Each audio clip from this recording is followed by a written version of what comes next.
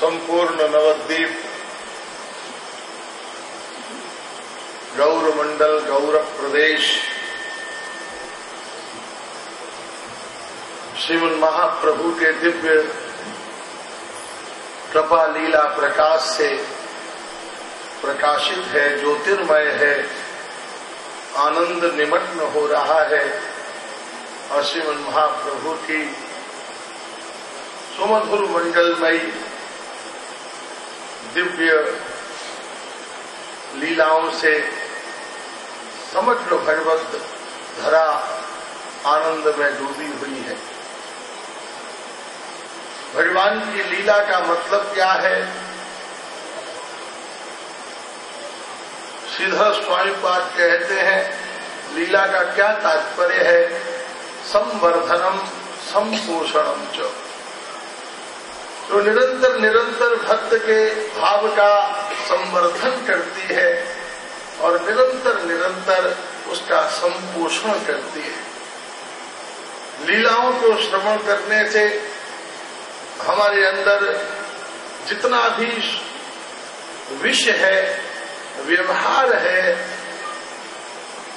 व्यवधान है, व्यतिरेक है, वो सब निवृत्त होता है और जितना भगवान का आनंदम संपोषणम च, तो निरंतर निरंतर भक्त के भाव का संवर्धन करती है और निरंतर निरंतर उसका संपोषण करती है। लीलाओं को श्रवण करने से हमारे अंदर जितना भी विषय है, व्यवहार है, व्यवधान है, व्यतिरेक है, वो सब निवृत्त होता है और जितना भगवान का आनंद है वो हमारे अंदर प्रविष्ट होता है। जो त्याज्य है वो निष्कासित हो जाता है और जो ग्रहणीय है वो हमारी वृत्तियों में समाविष्ट हो जाता है, प्रविष्ट हो जाता है। आप बाजार से नारियल लेकर आते हो, लेकिन उसका छिलका त्याज्य है, लेकिन उसका जल और उसकी गिरी जैसे ग्रहणीय है। उसी प्रकार से संसार में विविध प्रकार के परिवेश हैं, वातावरण है, सत्व है, लेकिन गुरु कृपा से विवेक के द्वारा जो उनके आवरण हैं उनकी निवृत्ति हो, क्योंकि आवरण के बिना वो फल सुरक्षित भी नहीं हो सकता था। आप आम के छिलके को उतार दीजिए और फिर दुनिया की सबसे बढ़िया पैकिंग उसके ऊपर कर दीजिए, फिर भी वो 2-4 घंटे से ज्यादा सुरक्षित रहने वाला नहीं है। आप केले का छिलका उतार दीजिए और बढ़िया से बढ़िया आप पैकिंग कर दीजिए, 2-3 घंटे से ज्यादा वो सुरक्षित रहने वाला नहीं है। लेकिन प्रकृति ने उसके ऊपर एक आवरण चढ़ाया है, उसके ऊपर आवरण है, उसके अंदर गुठली है। आवरण और गुठली उन दोनों के मध्य में रस है, माधुर्य है, मिठास है। उसी प्रकार से संसार का जितना भी व्यवहार है वो आवरण है, लेकिन उसके अंदर भरा हुआ जो नैसर्गिक सत्व है वह गुठली है और उसके मध्य में जो आपूरित है वो भगवत रस है, माधुर्य है। जब तक आम हाथ में न आए, जब तक आप उसे खाना न चाहें, वो आवरण में सुरक्षित है। खाने से पहले आवरण उसका कवच है और खाते समय आवरण उसका व्यवधान है। खाते समय आवरण उतरना चाहिए, तब रस की प्राप्ति होगी।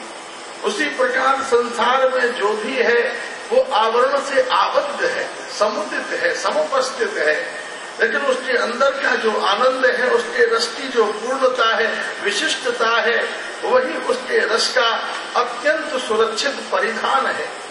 इसलिए जब हम गृहस्थ में प्रवेश करते हैं, सुंदर सुंदर वस्त्रों से समलंकृत होकर घोड़े पर बैठकर कलंगी लगाकर गृहस्थ में दूल्हा बनकर प्रवेश करते हैं, लेकिन जब हम संन्यास लेते हैं तो सारे वस्त्रों को उतारकर एक लंगोटी पहनकर निकल जाते हैं। उसी प्रकार से जीवन की जितनी भी संचेतनाएं हैं, जीवन का जितना भी आस्वादन है, परतत्व है, हम उसका अनुभव लें। लेकिन जब श्री कृष्ण रस माधुर्य का समावेश हमारे जीवन में हो तो सारे छिलकों को, सारे व्यवहार को, सारे लोकाचार को, लोक संग को आवरण समझकर उसका परित्याग कर दें और उसका माधुर्य रस जो है वह माधुर्य रस है कृष्ण भजन, उसका माधुर्य रस है कृष्ण प्रेम, श्री कृष्ण लीला, उसके आस्वादन में समुदित हो। श्री कृष्ण प्रेम जीवन का यथार्थ है। बाहर का व्यवहार केवल हमारा अभिनय मात्र है, वो हमें अभिनय करना है। अभिनय की पूर्णता हमें प्राप्त करनी है। जब तक ठाकुर न मिल जाए हम किसी के साथ बैठते हैं, कहीं चलते हैं, कुछ करते हैं, लेकिन जब ठाकुर कहते मंदिर का पर्दा खुलने से पहले हम इधर देखते हैं, उधर देखते हैं, उधर देखते हैं, किंतु उस आवरण की जब पूर्णता प्राप्त हो जाती है तो सारे व्यवधानों से हम मुक्त होकर केवल भगवत दर्शन के समावेश में संप्रविष्ट हो जाते हैं। इसलिए दुनिया में जहाँ भी हम हो अभिनय करें, लेकिन वास्तविक हमारा जीवन है कृष्ण प्रेम, वास्तविक हमारा जीवन है वास्तव में भगवान का आनंद। श्रीमद् भागवत में हम पढ़ते हैं महर्षि दत्तात्रेय ने 24 गुरु बनाए, 24 शिक्षा गुरु। दीक्षा गुरु तो एक ही होते हैं, 24 शिक्षा गुरु बनाए और उन 24 शिक्षा गुरुओं में एक गुरु कौन है? एक कुंवारी कन्या।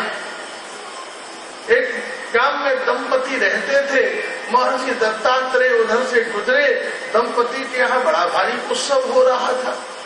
दत्तात्रेय ने जाकर देखा, भाई क्या उत्सव हो रहा है? बोले आज हमारे यहाँ कन्या रत्न की प्राप्ति हुई है। अच्छा, देखा छोटी सी कन्या, दत्तात्रेय आशीर्वाद देकर आगे बढ़ गए। 20 साल तक सन्नाटा छाया रहा और 20 साल के बाद देखा कि उस घर में फिर से बड़ा भारी उत्सव, बैंड बज रहे हैं, रोशनियां हो रही हैं, बड़े बड़े हलवाई पकवान बना रहे हैं, संबंधी रिश्तेदार सब इकट्ठे हो गए हैं। भाई आज क्या हो रहा है? बोले आज उस कन्या का विवाह हो रहा है। अच्छा, दत्तात्रेय भी एक कोने में खड़े हो गए। थोड़ी देर में दूर घोड़े पर बैठकर एक युवक और उसके साथ 100-150 बराती आए। घोड़े से नीचे उतरा, दोनों का पल्लू बांधा, अग्निकुंड प्रज्वलित हुआ, पंडितों ने मंत्रोच्चारण किया, दोनों ने दौड़कर 7 परिक्रमा दी और पालकी में बैठकर वह कन्या चल पड़ी। पिताजी रो रहे हैं, माताजी रो रही हैं, भाई रो रहे हैं, बहन रो रहे हैं, उधर जेठ हंस रहा है, देवर हंस रहा है, ससुर हंस रहा है, सास हंस रही है। आधे इधर के व्यक्ति रो रहे हैं और आधे उधर के व्यक्ति हंस रहे हैं। दत्तात्रेय को बड़ी पीड़ा हुई, पूरा घर दुखी है और ये कन्या को लिए जा रहे हैं। दत्तात्रेय पालकी के सामने जाकर खड़े हो गए, ठहरो, हमारी बेटी को कहाँ लिए जा रहे हो? लड़की का पिता आ गया। अरे बाबा क्या कर रहे हो? मुश्किल से तो लड़का मिला और इतनी मुश्किल से शादी हुई और तुम कह रहे हो कहाँ ले जा रहे हो? जाने दो, जाने दो, जाइए भैया, जाइए जाइए। दत्तात्रेय को बड़ा आश्चर्य हुआ कि जब जाइए तो गला फाड़ के रोता ही तो रहा है, रो भी रहा है और जाइए भी। उधर कन्या को देखा तो वो भी बड़ी विभ्रा। जब मैया से नजर मिलती है तो हाय माँ मैं तेरे बिना कैसे रहूंगी, और जब पति से नजर मिलती है तो हम लेट नहीं हो रहे हैं, जल्दी चलो ना। पति से कह रही है जल्दी चलो ना, और माँ से कह रही है कि तेरे बिना मैं कैसे रहूंगी। दत्तात्रेय ने पूछा, बेटी तू कहाँ जा रही है? बोले अपने घर। और बोले जी माता का घर? बोले ये तो पराया घर है, माता पिता का घर पराया घर है, मेरे पति का घर ही मेरा घर है। बोले आज से पहले तू इसे जानती थी? बोले मैं तो नहीं जानती थी। बोले 150-200 आदमियों में से तू किसी को जानती थी? बोले मैं किसी को नहीं जानती थी। अपरिचितों की भीड़ में केवल 3 घंटे की पूजा के बाद उस कन्या ने घोषणा कर दी कि माता पिता का घर तो पराया घर है। जिस मैया ने 9 महीने पेट में रखा, जिस पिता ने समग्र जीवन श्रम करके उसे कुलवती, शीलवती, शालीनवती बनाया, 3 घंटे की पूजा से उसने घोषणा कर दी कि माता पिता का घर तो पराया घर है और पति का घर ही हमारा घर है।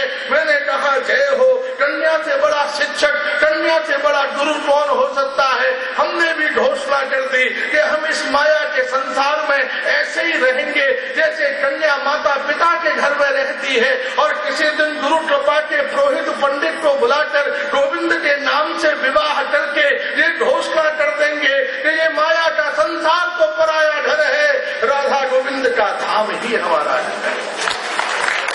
जैसे 3 घंटे की पूजा के प्रतिफल परिणाम से ही कन्या माता पिता के घर को छोड़ देती है, हम भी किसी दिन कृष्ण नाम से विवाह करके हरे कृष्ण कृष्ण कृष्ण हरे हरे, हरे राम राम राम हरे हरे, निताई गौर हरि बोल। श्री गुरु महाप्रभु के आनंद में उनकी कृपा से श्री कृष्ण से उद्वाह विवाह करके संसार का परित्याग करके हम श्री कृष्ण भजन में निमग्न हो जाएंगे। इसलिए संसार में कन्या की तरह रहना है, उसको छोड़ा नहीं जा सकता। कोई कहे संसार को छोड़ दिया, बहुत जटिल बहुत कठिन काम है। संसार बड़ा गहरा है और बहुत सूक्ष्म है।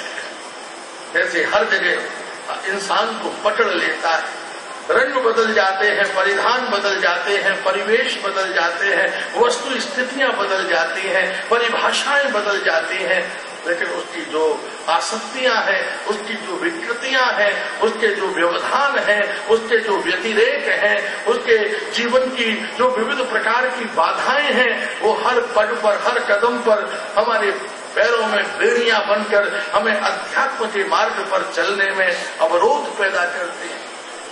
इसलिए हम संसार को छोड़ दें, ये बहुत ही असंभव है।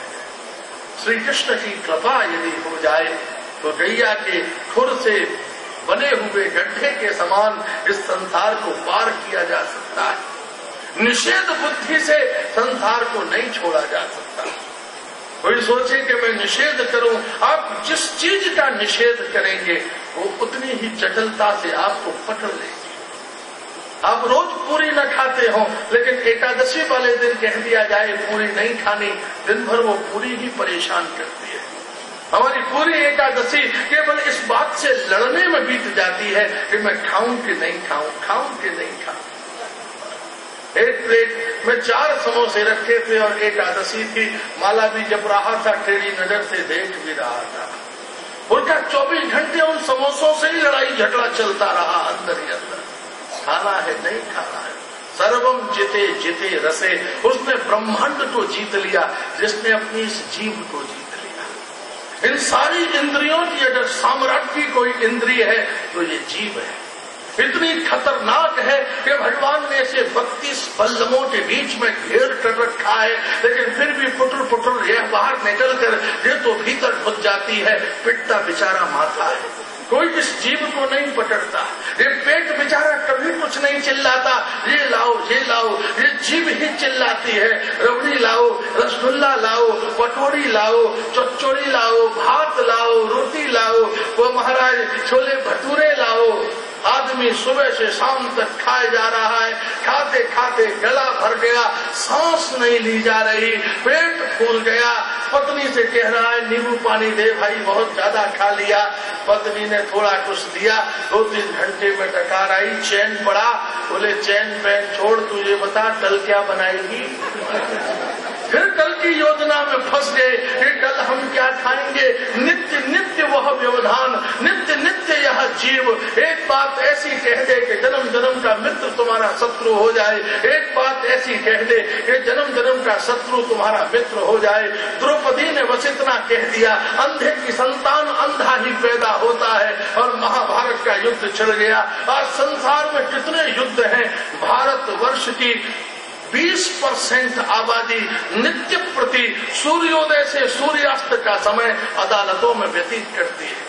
हमारे देश की जो पॉपुलेशन है, 20% population every day morning to evening अदालतों के बाहर खड़ी हुई अपनी बातों को सुलझाने में लगा देती है।